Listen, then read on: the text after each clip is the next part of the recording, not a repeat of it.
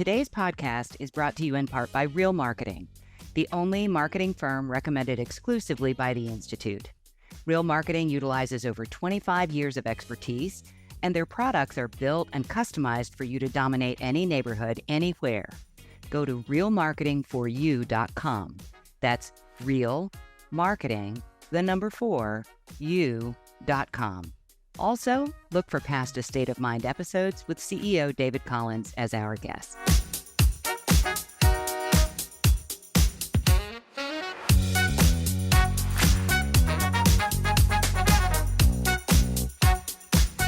I'm here again today with my co-host, Jack Miller, who's with Parks Real Estate in the greater Nashville market in Middle Tennessee.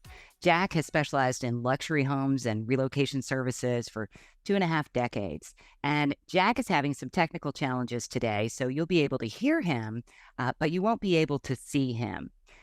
So joining Jack and I today is Deborah Worth, principal of the Worth Consultancy and the Report Group. Deborah is the genius behind the Institute's monthly luxury market report. And we've asked her today to give us a review of the 2023 luxury market and a few thoughts about what's ahead. So welcome, Deborah. Thank you very much. And Jack, give us a hello from Nashville. Hi, guys, from snowy Nashville, Tennessee today. It's a clever thing that the podcasts are evergreen, but you can track the seasons when we're recording them by what's going on. So thank you for joining us, Jack. And Deborah, we are delighted to have you. So let's jump right in. Deborah, I know that you've just finished collecting the last data to close out 2023. So how would you best sum up the luxury real estate market for the year just ended? My best and fastest summary is I feel it's been unapologetically resilient. And it's kind of, it feels challenging to say that, but when you actually look at the data, the luxury real estate market has played a slightly different tune to the rest of the market. And I think that's why I would want to say that it's unapologetically resilient, in the fact that, you know, I think the traditional market was really badly hit by the mortgage rate increases. We didn't see the luxury market hit quite so dramatically. We saw a lot of cash buyers come in. We also see that luxury or affluent buyers and sellers, you know, kind of walk a different tune. They're more about what they want. They don't really worry too much about the need. They're very astute as to what's happening in the market, and they make decisions based on that. And they're not going to, you know, they're not going to fly by the seat of pants. They're going to be very aware and make critical decisions. So overall, I feel that the luxury real estate market has remained resilient. Purchases have been happening. When properties are on the market, they are selling. But in reality, we have definitely seen a much slower year in terms of the overall sales volume. But on the other side, we're seeing homes retain their appeal because we are seeing a growing affluent population. We're seeing an overall increase of that population's wealth. And we also have a new contingent of millennials who are really trying to drive that into that luxury segment. Deborah, that's been our experience in the Nashville market as well, the greater Nashville market. A lot of cash buyers coming into the Nashville area from some of the larger markets across the country. And as you said, you know, although they may not need to obviously have a loan, they still pay attention to what's happening in the marketplace overall, and you know, leaning on advice from their wealth managers and that sort of thing.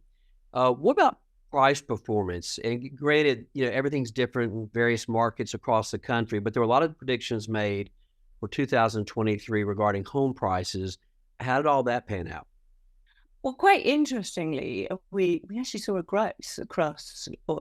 This is North America based. This isn't per market. So yes, we are seeing some markets feel, you know, a little bit of a downward pressure.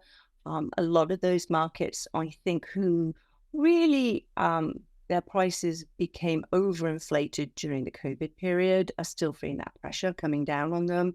But there are other markets out there where demand is very strong, and that is counterbalancing it. So when we actually come down to it and we look at the final figures, year over year comparatively, we see a 3% increase.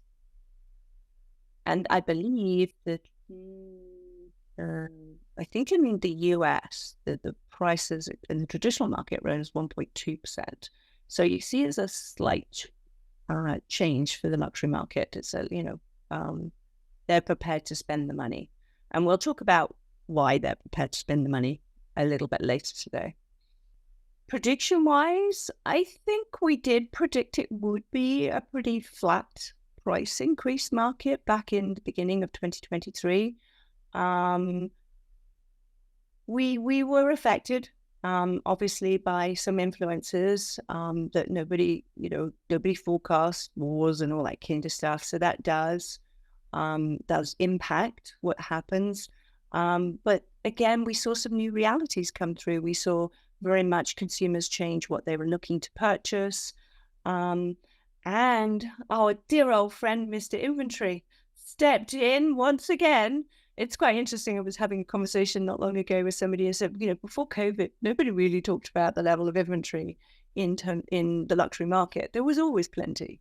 But inventory in the last 5 years has become, the biggest parameter of controlling what's going on. And yet again, we're seeing inventory play a role. What we did see this year compared with last year's is we did see a slow increase in the amount of inventory overall. But what we saw was a dichotomy happen. And that was, while overall inventory was increasing, we saw declining levels of new inventory. So that's the monthly inventory that comes in. That actually decreased. So we saw properties that weren't being bought increase the inventory, but new inventory coming in began to decline. And that was, again, sort of knocked over from 2022, where people went, I'm not going to put my house on the market because of two reasons. One, I'm not going to give up that incredible mortgage rate I've got. And number two, there isn't anything I want to buy because inventory levels still, compared to 2019, even at the end of 2023, was still 35% lower than 2019. So it's hard to put your head around when you compare everything to the last few years, because it feels like inventory levels have gone up. It feels like sales have slowed. But if we actually took a big step back and got back to how the traditional luxury market works, we're pretty much back on par. Yeah, We had that conversation. Oh, sorry, Tami. Yeah, I was going to say that I want our listeners to really hear what Deborah said. We pay so much attention to inventory without really breaking it down into what was new inventory and what is stale inventory that just hasn't sold. I know brokerages all over North America that have their monthly sales meetings and their monthly reports, and they're looking at total inventory in a comparative way and not really breaking it down into that new inventory versus stale inventory. So, Jack, I'm going to go back to you. I just really wanted to make that point. No, it's a great point. I think additionally, Deborah, in terms of, Deborah, another point that you talked about was when consumers look at what happened in, 2023 in relation to 2022 and 2021. Tami and I have talked about this in prior podcasts, in that those were some very unusual dynamics happening in that market. And so when you see some of the media outlets, not necessarily within our industry, but outside our industry, talk about, how prices are down and inventory is up and sales have fallen, that's only in comparison to a year to 2 years. They were unlike anything we've had pretty much in our history in residential real estate, not just in luxury homes, but in the whole market at large. And so those are really outlier years. And when you take those years out of the equation and you look at, say, the last 25 years or even longer, last 50 years, and you look at the progress and the trajectory we've been on, we're right on par. The market is good, the market is stable, and the market is very encouraging. Yeah, I agree. yes, I totally agree. And I think if we put it into reality and we didn't have those COVID years or those crazy years, most people would feel really good about what happened in 2023. We saw a return to traditional amounts of sales. We saw the market come back more traditionally in terms of we saw sales uptick into the spring, sort of mellow out in the summer. In fact, we actually had a kind of a bumper August, which was really random and weird. And then normally we have a bumper September, but September sort of went down a bit. So that what would be the only anomaly that I saw in 2023. And one of the things that I really loved about 2023 was the last quarter. And that saw a real sort of uptick, a beat that happened. Are we going to talk about that a little bit later?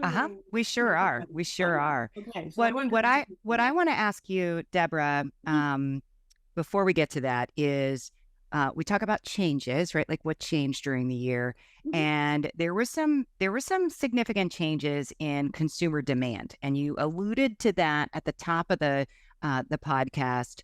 But I want you to drill down a little bit on that of what is the consumer demand as was defined in 2023? Yeah, so the biggest change that we've seen in consumer demand actually stems from a trend that we've been seeing for a while, and that is that the affluent want move and ready. And there's a great statistic out there that's about 75% of all affluent literally want move and ready. And we've seen that trend for a number of years. But what's grown out of that trend is a demand that is really different in 2023, and that is a consumerism that is looking for an experience-based property. It's no longer good enough just to have a strong, beautiful, architecturally clever designed home. What they want to do is when they go to that home, they want to be able to feel the experience of the home. They want it to give them more than just a place that is luxury. And that's really what has driven sales this year for me. We've talked about cash is definitely one of the top things that's driven sales. Correctly priced homes, absolutely key, move and ready. And now this additional need or different want. And that's what your luxury home buyers are looking for. They're looking for an experience-based property, something where they can go in there and it can be the environment that it's in. It can be rooms. It's just when you walk into that home, they want, and this is a good tip for anybody who's about to put their home on the market. Look at your property and look at your home and say, have I got rooms that are defined that give a sense of purpose or a sense of if a buyer walked into this house, would they identify with it? The great thing about luxury homes, and also I think the cross that they bear, is that not every home is right for every buyer. So homes speak to certain types of people. Don't try and have your home try and have it as all things to all people. It doesn't work. In a luxury environment, if you have a home, let's just say, that's in the countryside, that has a back door that opens out into, mountainous walks, etc., what is that person looking for? That's how you find that experience. So it's not just about the outdoors, got to bring that back inside. What is it when they get home from that big hike they're looking for? Sumptuous bathrooms, spa-like events, those sort of things to soothe those tired limbs. But more so, are these people getting away from everything so they don't want to be surrounded by high technology? Or they do. They want to be able to walk into the home and say, hey, put on some smooth, jazz and light the fire. And so AI takes over and sets the scene. It's that kind of stuff that we're looking at, which is being driven also by AI, but it's also being driven by this sense of, I really want my home to feel special. And it's not a showcase. It's what I want, where I want to feel and where I want to live. and it ticks my boxes. Deborah, you made a couple of comments that I thought were very interesting just now. The first of which is when you talk about the luxury buyer really wanting that move-in ready home. And I think part of that is because at this, at this level in the playing field, so to speak, these are affluent buyers that are used to having everything at their fingertips the way they want it and now. And so there's that element of it, I suppose. But I think the other part of it is during COVID, which you referred to earlier, we noticed a trend in our market here locally, and we've heard this from our colleagues all over the country. Prior to COVID, most cross-country moves seem to be more driven by must do rather than want to. And so companies would say you have to be, you have to be headquartered in San Diego, or you have to be headquartered in New York for this particular position that you have. And what we learned during COVID was that you can do your job from lots of places. And so lots of the moves that started happening during COVID and since, even until now, is based on lifestyle moves. Well, when people move across the country, and we're talking about the affluent buyer, and they move into a market where they love that area and they want to be in that community, they may love, in our case, they may love the idea of living in Nashville, but they don't have the contacts in Nashville. They may have this wonderful craftsman back in LA that they're accustomed to using, but they don't have those contacts in our market. So the idea of that move-in ready home in the luxury level is so important. They want to walk into something, like you said, that's special, that's luxury, and it's ready right now, not with lots and lots of projects. They may have the means to do the things to make it special, but they don't feel comfortable with their sphere of influence locally for the contacts. So that was a very interesting comment that you made. And then the other comment you made, you talked about experience-based properties. Would love to hear more about that. Tell us about that. So what, as I was saying, is, functional and beautiful is no longer the only criteria they look for. They're willing to pay top dollar, be able to move into a home that really just checks all their boxes. I think, lifestyle is key, but it's also the sustainability, environmental functionalities, all of those sort of things really tie into the perfect home. I think this is, the aspirational wealthy, actually, the fun part, because as we all know, social media is out there, and there's some amazing photos of these great homes, and I get sucked into it too. And I look at some of these crazy pictures of people who have almost got waterfalls in their living rooms, right? And you think to yourself, that must be really noisy, but of course they've got glass between them and the waterfall that is sound barrier, etc. But that's what I'm talking about, these crazy experiences, and people love these houses are sort of like embedding into rock faces, etc. I mean, we're talking about the extreme here, but just to put it into reality, when you're aspirational wealthy and looking at this and these pictures, etc., these are giving them ideas. This is what is driving this experience-based property, if you ask me. This is why we've seen this change. And I really feel that sellers need to take note of this. I'm not saying you need to go rush around and change everything about your home. What I'm saying is take note, you live in your home, right? Sellers live in their home. They know what's special to them. It could just be that little private nook that, as a realtor, you walk through the house, you don't notice it. But to them, that's all that matters, because that little private nook is where they have coffee every morning. And mentioning that about having that private moment could check somebody's box, right? I know when I come home from a hard day, I just want to pick my book up and I want to sit there with my dog and I want to shut the world out. And I want, a little cozy room and leave me alone. But for other people, it's coming back and jumping into the gym and then having a spa-like event afterwards. The bathroom, the shower is no longer good. They want to be able to literally walk into a sauna or, steam room, those sorts of things. But again, the interesting side of this is you have to blend this with the fact that they're very aware of sustainability and environmental. So there's no point just, spending a lot of money on this sort of stuff. They want to see it done with that element, with these elements included. So I could spend hours talking about it, but I'm going to stop. Well, and so I'm going to pop in here and keep us on track a little bit. There are also 100,000 things that I would like to go down rabbit holes about what we've just talked about.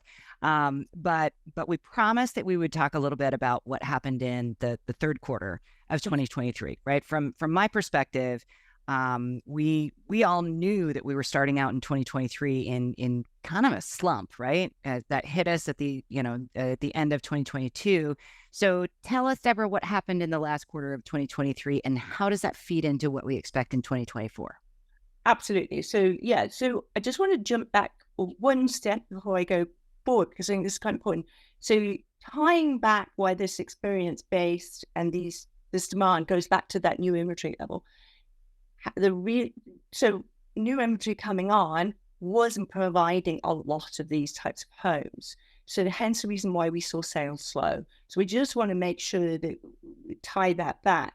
So we came in a very, very slow 2023 after a big slump of end of 2022. People were sitting on the fence. They didn't know what to do. They were looking at the economy. There was not any positivity. We didn't know whether we were going into a recession. Interest rates were bumping up. And generally, everybody felt very uneasy. So, and back to my point, people were saying, well, why would I give up my mortgage rate? Because even the wealthy, no matter how much money you've got, why would they not borrow money when it was 2-3%? And why would they give that up? Right? So to borrow money at 7%, that made no sense. So we have all this other stuff going on. But I think what gradually happened over the year was that the market and the economies, and even though there was some crazy global events, gradually I think people became that this was the new norm. And I think, and I hate that saying, but it does typify what is happening. People began to say, okay, yeah, interest rates are not going to go back down. The economy is going to be, where do I stand? What do I need to do? What do I need? What do I want? And they started looking at real estate, and especially affluent started to look at real estate as less of a, I want it, so I'm going to buy it, but more as a long-term investment, whether it was for them, their family. Again, family was such a big thing that came out of, and it all ties into that experience, right? What does the home offer me? What does it give me? So this was all playing, and it's slowly ebbing through. The messages about create the right environment and they will buy your home. Developers were starting, we saw this, developers were changing all the amenities in buildings and developments, and they were coming up with, you don't have to stay in your apartment. You can go into a private office in your building. We will build you the spa-like amenities in the building. You can have this, you can have that. You can have private elevators. All of this stuff was coming through. And we even saw like a big surge in what I call the branded residences, where owned by hoteliers, or they had the hotel name, and people were buying these residences and being able to take advantage of all the hotel amenities, room service, maid service, whatever, and this was coming back, and people were happy to go back to the city because they wanted to be outside, but they still wanted that security, and they still, just in case, there's still that little bit of like, oh, we're going to go back, or when will we get, so that's going on. So all of these things were coming through, and I think by the time we got to September, there had been quite a shift in a lot of things. Equally, what we saw, so we had that, okay, and we started to see listings come on, right? So the number of new listings went up, and it was like, oh, why is this happening? And this was actually before, in America, they announced that they were going to do an interest rate, okay? In Canada, they were still saying that they were probably going to see an interest rate in 2024, but there was nobody talking about an interest rate hike. So what the brain did went, I'm okay. I haven't got to worry because there's not going to be interest rate hikes. I can deal with this now. And I think that was the biggest difference.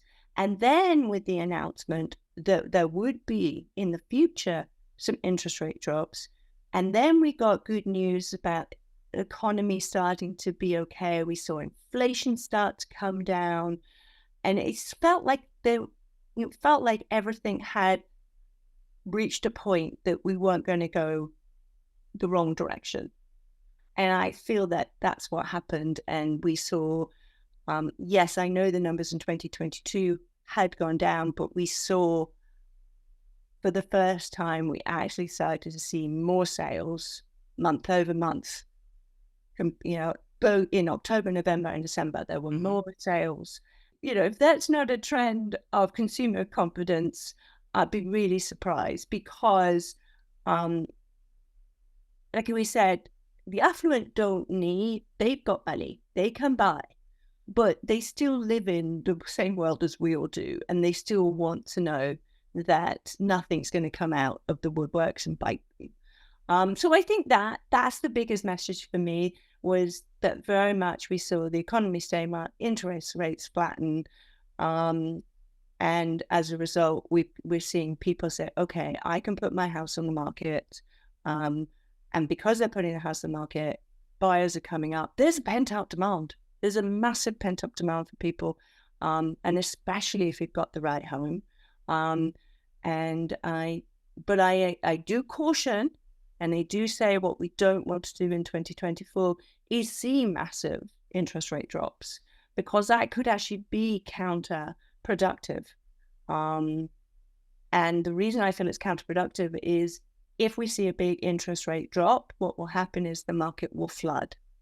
People will go, oh, I can sell. And one or two things will happen.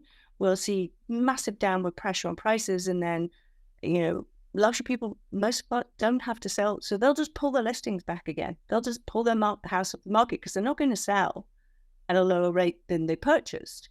So suddenly we'll have no inventory again. So prices will go back up. Or you're going to be in a situation where the pent-up demand will really create, because there's so much inventory coming on the market, they'll just buy everything, and then we'll end up with no inventory. That went back to stagnation again. So for our sake, what we want to see is a slow interest rate decrease, so that we can slowly build back to a nice solid market in 2024. That pent-up demand you're referring to, we're feeling that here big time. My business partner, Robert, and I meet weekly, and for 25 years we've done this. He keeps an agenda, and we have our buyers, our sellers, our prospective buyers, prospective sellers, on and on and on. But that list of prospective buyers, we have seen it grow and grow and grow with buyers who are not taking action. They're real buyers. They really plan to buy. They really plan to move, but they're not ready. And this has been going. And so that list has been growing tremendously. And we've noticed, it's interesting. I don't know if this has been happening nationally, but we noticed for us locally that although, as you said, the third quarter was very slow, the fourth quarter started out real slow. And interestingly enough, when we typically do slow down, our seasonal slowdown for the holidays, a few weeks before Christmas, we started getting activity. And we got a lot of activity going that doesn't normally happen. It's like that pent-up demand was starting to release, and that was a real surprise. So we can feel the gates kind of opening, if you will, and which is very encouraging as you talk about what's expected to happen in the year ahead. So that's very encouraging. And then something else, Deborah, you said I thought was kind of interesting when you talked about what was happening during COVID, all these different dynamics, and you used again that phrase, experience-based properties. One of the new phrases that we've been hearing echoed a lot since COVID, Tami, I think you and I have talked about this, is the term family compound. I don't think I've even heard that term used until COVID, and now we're hearing it routinely. I can't tell you how many times I've had buyers call me and say, we're really looking to create a family compound. That's certainly an experience-based property they're looking for. And in our market, we've got a lot of that with these large tracts of land with a large primary residence and sometimes guest cottages or places to build such. That's becoming a new trend that we're seeing since COVID. Yeah, and Jack, that actually is one of those types of trends that is a trickle down from the luxury space down into the ordinary market. So what you're seeing demand for is those family compounds on larger acreage, and they'd be separate. Um, but if you think about how that trickles down into the ordinary market, we're seeing that increased demand for in-law suites and Absolutely. casitas and Yeah. and all of that. So interesting that you should say that. Now, I actually want to go back to one of the points that Deborah made. What we saw in 2023, and what I think is going to continue in 2024, even as we have new inventory and as there's pent-up demand, these affluent buyers, they want something that they don't have to do anything to. They can. They have all the money, right? So I'm going to give a case in point, and I think it's going to spell out some of the challenges that we're going to have as luxury real estate agents. And Jack, I hope you'll agree with me here on setting clear expectations with our sellers. Because just yesterday, I had the pleasure to visit with a colleague, a fellow member of the institute, who Jack, she was listening to our podcast talking about when lifestyle sells the property and talking about brainstorming with other agents. And so she picked up the phone and she invited me to a listing that she has. It's a $4.5 million condo in a very exclusive building downtown. And she wanted to pick my brain, brainstorming a little bit. And it's kind of unusual because this building only has, if I recall correctly, 43 units, right? It's Wow. the same number of stories as buildings that have 250 units, and this one has 43. So it's really special. And there hasn't been anything on the market there most of the year, right? And if there are any, it's a one-off. And all of a sudden, in the last 3 weeks, there have been 4 units that came on. And so when she was positioning her listing, it was going to be a standalone. And now all of a sudden, all of a sudden, there's 4 for sale. And so it's how are you going to differentiate? And when I went to visit it, I said, first of all, yours is $500,000 more than the last sales, and then the other ones that are on the market. What's different about this? Why is there that difference? And I hope she's going to be okay with me talking about this because I know she's going to be listening to this podcast, and hopefully it will have sold by then. But it was interesting. One of her responses to me was, well, the owners, they don't need to sell, right? And this is a throwback to the old school market of those sellers who were like, well, I don't need to sell. I don't want to give it away, right? Like they have this attitude that is not about, do you really want to sell? Because if you really want to sell, you need to price it appropriately. And also in this situation, gorgeous floors, but they had some scuffs and some wear, and it caught my attention right away. And she said the owner said that, they'll give a credit for a buyer or let the buyer take it off the price. And I was thinking to myself, what we've been talking about, Deborah, you and I, and Jack, you and I, it doesn't matter that they could fix them. It doesn't matter if they even like the floors or not. But at that price point, they do not want to walk into a property that they have to do anything to. And I think that the challenge for us as real estate professionals moving into the year ahead is really managing seller expectations and really probably being a little more thoughtful about taking a listing where the sellers aren't serious about it, right? When they're in that mode, is it worth the effort, the expense, the marketing expense? And in some cases, yes, because in some cases that exposes us to market share and positions us in a place where we want to be. But I really think that's going to be one of the challenges is managing the mindset of those affluent sellers and really getting a read on the buyers that we're working with. Jack, what do you think about that? No, I agree. Absolutely. I mean, we've turned down listings before because we don't feel like the sellers are on the same page, or they're not really thinking about the current market they're in. And it seems like an effort in futility. But to your point, a few moments ago, I have advised agents before to take what they believe and I believe is an overpriced listing if there's some other compelling reason. So for an example, maybe they haven't really made a name for themselves in the luxury home market. They really need that exposure.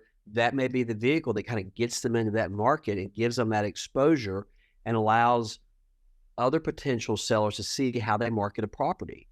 Mhm. So that's one reason you might want to do it. Yep. Or maybe the property you're taking, that maybe it's an overpriced listing, but it's a very high profile community or area where lots of traffic, where everybody sees your sign and it increases call volume. And that increases the Definitely. likelihood of Yeah. selling that kind of properties because of the exposure. There's various reasons, but yeah, Yep. sometimes it does make Yep. sense. So as we wind down our time together, and I think we all agree that we could go on forever on this.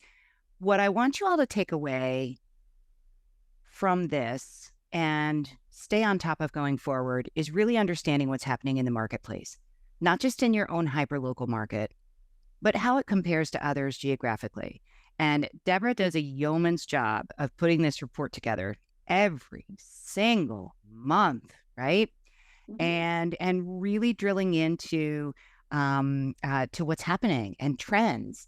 And so I really encourage you all, if you do not um, uh, read this publication every month, and you don't have to be a member of the institute to read the North American Luxury Market Report, but it is an incredibly insightful way to stay on top of what's happening in the luxury specific market. And so, Deborah, I want to personally thank you for the effort that you put into that. And I love when we get to on the back end brainstorm what's going on and dig a little deeper. But for now, for all of you listening, I just want to thank you so much for joining us on this episode of A State of Mind: The Art of Selling Luxury Real Estate. And if you like what you just heard, please share it with a friend, and don't forget to subscribe, rate, and review this podcast. And if you've got a hot topic that you'd like us to discuss in a future podcast, feel free to let us know. Send an email to info@luxuryhomemarketing.com. Thanks so much for listening.